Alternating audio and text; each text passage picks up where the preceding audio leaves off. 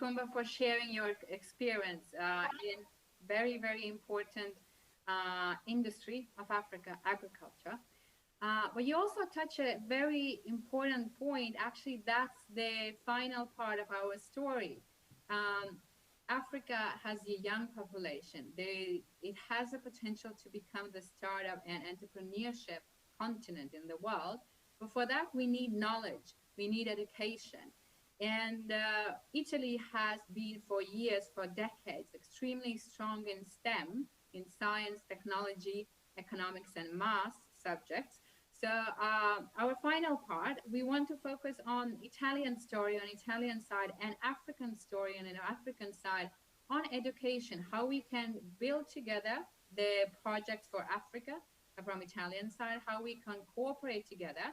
And that's why I am very, very honored to invite Claudio Becchetti from Scuola Massimo. I was amazed about what they do with young people there. So, Claudio, can you share your story with all of us, please? Costruire protesi per gli arti con la stampante. If I may, we can show directly my desk and I will show you all the things. Maybe it's better. Partiamo da qui, comuni tappi di in una scuola romana. Questi tappi vengono triturati e pronti all'uso per una catena di montaggio, ognuno un compito. Bambini di 7-8 anni che con insegnanti, volontari e genitori stanno lavorando ad un progetto ambizioso da spedire in Africa che cambierebbe il destino di tante persone. Costruire pezzo per pezzo una macchina che realizza protesi di arti. Se una persona non ha una mano, noi con la stampante prendiamo la misura del loro polso e dal polso costruiamo tutta la mano.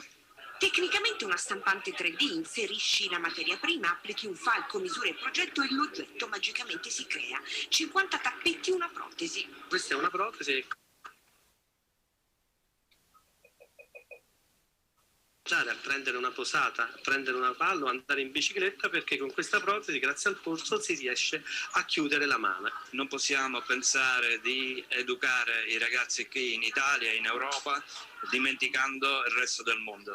L'idea è quella di sviluppare una crowdfunding con gara in rete per ottenere i fondi. Tutta la scuola lavora, l'offerta la mettono a punto i più grandi del liceo e alla fine si assegnano voti, ma al contrario, ad essere giudicati sono gli insegnanti. Io sto sempre 10 perché mi diverto tanto e perché poi alla fine viene un ottimo risultato.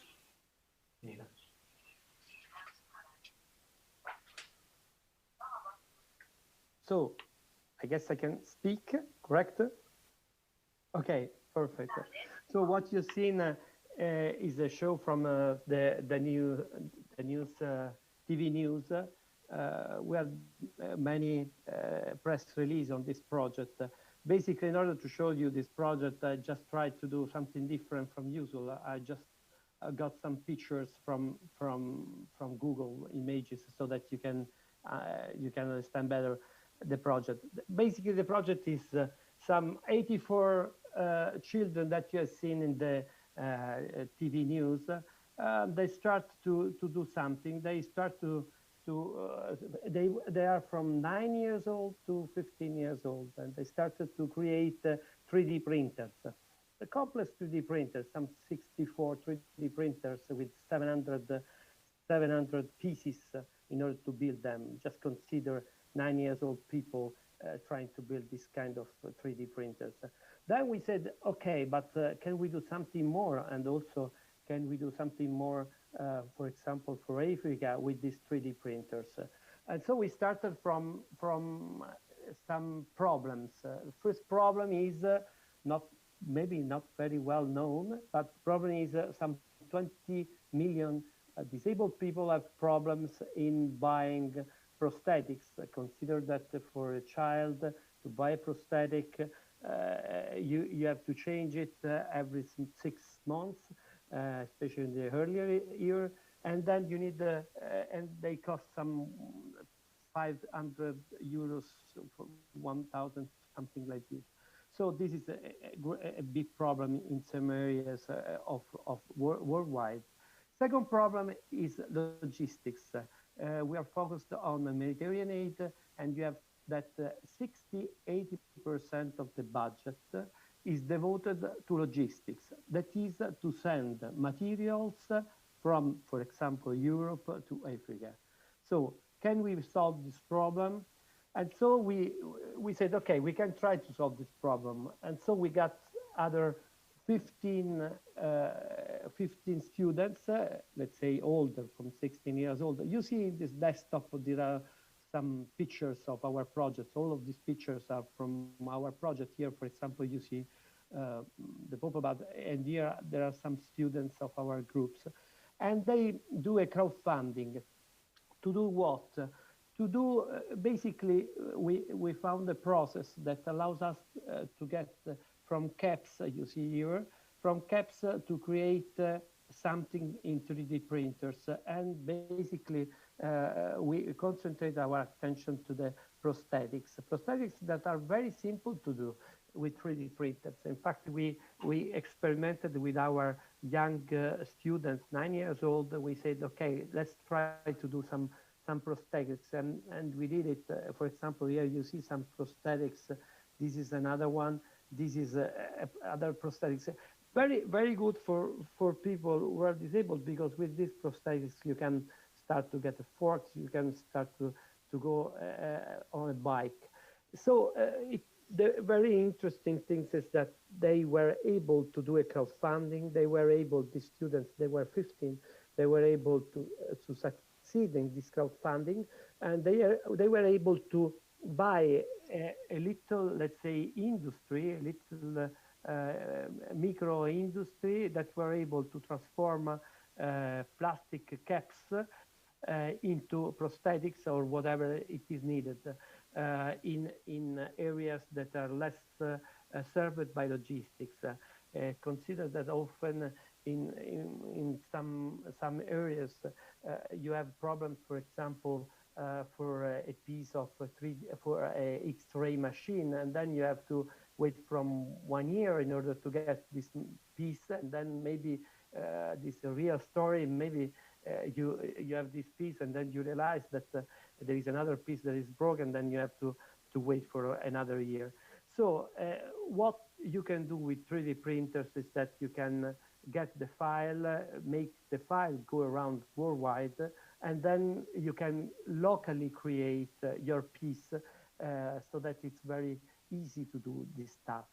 Here we have some photos. For example, here I just try, okay, this is more simple. Here, this is the process. You have caps, they go in the shredder go in specific machine that creates the filament, the plastic filament that goes into these 3D printers, and then we have these prosthetics. So these are other images because we donate two kinds of this mini fabric. One in this is the Uganda Lashore, and in the other part is the Congo. And we are also able, here there are solar power, we are able to also donate solar power in order to power all this stuff. The project was very good in overall terms. Of course, there are pros and cons. The cons is that we were able to do all the project, but there was some problems in the fact that we were able to send all this material in these areas. We were able to start a production of this material. But then I would say, as a lesson learned, is that if you want to do this project, that they are very over state of art, you need a strong presence of technicians locally. And we choose areas where there were not so strong technicians in areas, specific areas. So this was the cons, I mean. But the problem is that we were able to do the education projects. We were able to deliver all this stuff, to create the 3D printers. We were able also to, you see in this photo, there are many females. They were able to create all these 3D printers and to go into science, technology, engineering, math topics. That's very good. Other points from this experience, it's 9 years that we do over the state of art project with technology very specific. For example, this year we are building electric vehicles with our children, 9 years old.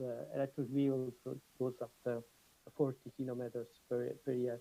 So the point is that with proper, the conclusion is that with proper technicians, you can create a specific education course that are very good for people in order to get STEM material and to go and to become engineers or whatever it is.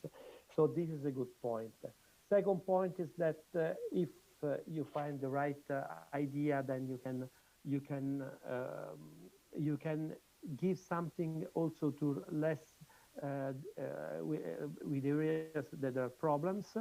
So the conclusion is that this kind of experience can be also translated in other areas, and it could be helpful. 3D print, and finally for 3D printer technology, it could be really a game changer in the sense that basically in Africa, in many areas now, you can have an internet connection through satellite link, but it's difficult to have a shop close with all the things that we can have with Amazon, for example. So with a 3D printer, you can cope with this problem and you can create your piece, your element that you need in areas where you cannot have all. I would conclude. I don't know if there are questions related to this project.